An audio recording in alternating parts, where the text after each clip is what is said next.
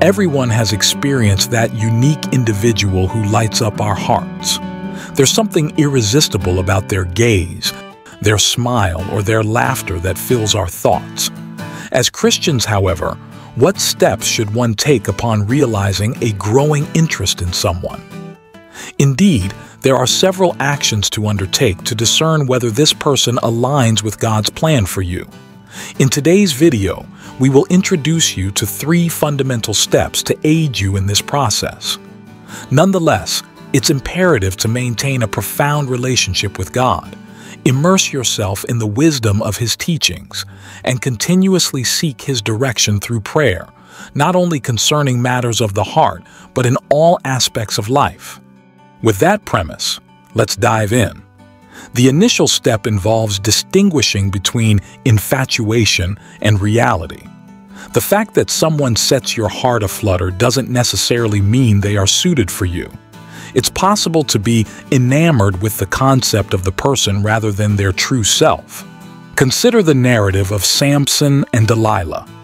Afterward, it happened that Samson loved a woman in the valley of Sorek, whose name was Delilah. And the lords of the Philistines came up to her and said to her, "Entice him and find out where his great strength lies, and by what means we may overpower him, that we may bind him to afflict him, and every one of us will give you 1,100 pieces of silver." So Delilah said to Samson, "Please tell me where your great strength lies, and with what you may be bound to afflict you." Samson's intense affection for Delilah, who ultimately betrays him, serves as a cautionary tale.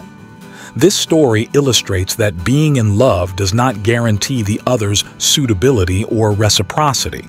Love, or the sensation of it, can sometimes lead us to make impulsive, ill-considered decisions. We might find ourselves in a situation akin to Samson's, falling for someone not aligned with our best interests. When we find ourselves drawn to someone, it's crucial to pause and scrutinize whether our affection is for the person as they truly are or merely the idea of them. Samson was captivated by the notion of Delilah, believing her to be a confidant and ally, whereas in reality she was an adversary waiting for an opportunity to strike. As followers of Christ, we must not let our emotions deceive us. We need to introspectively ask whether our attraction stems from a desire to be with someone, a need for appreciation, loneliness, the pleasure they bring us, or simply their appearance, or if it's genuinely about who they are as individuals. Next, consider if your life paths align. It's essential to ponder deeply about your life's direction and whether this person would support or obstruct your journey. Referencing Amos, chapter 3, "Hear this word that the Lord has spoken against you, O children of Israel, against the whole family which I brought up from the land of Egypt, saying, You only have I known of all the families of the earth. Therefore, I will punish you for all your iniquities. Can't you walk together unless they're agreed?" We're reminded of God's intentions for His people and the importance of being in harmony with those we choose to accompany us in life. God sought to guide Israel along a specific path, aiming to bless, protect, and instruct them. However, Israel chose not to follow God's directives, succumbing instead to sexual immorality. They harmed the innocent, eroded their moral principles, and turned away from God. Despite His desire for a close relationship with His people, God observed that Israel was going in a different direction. Now, use this passage to reflect on your life and the person you're interested in. Ask yourself these important questions. What do you want in life? What are your passions? What do you want to accomplish?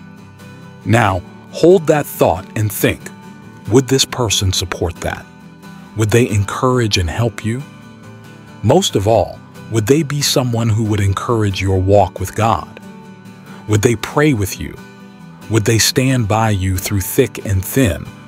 Would they pray for you?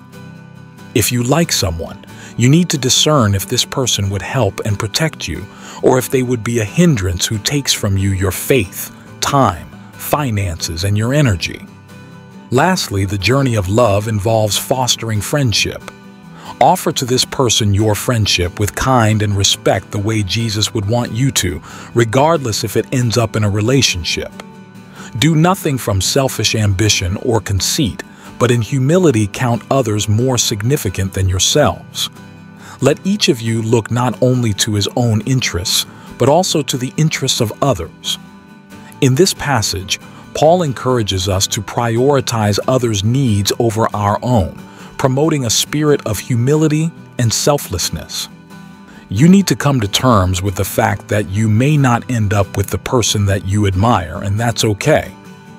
Accepting the possibility that the relationship might not evolve romantically allows us to appreciate the role they play in our lives, whether as a lifelong partner or as a lesson in love. Therefore, approach friendship not as a means to an end, but as a reflection of God's love through you. Be their friend because God wants you to represent Him well in all your relationships. Don't live selfishly and serve others in love. Whether or not romantic feelings are reciprocated, every person we encounter teaches us more about love's true essence.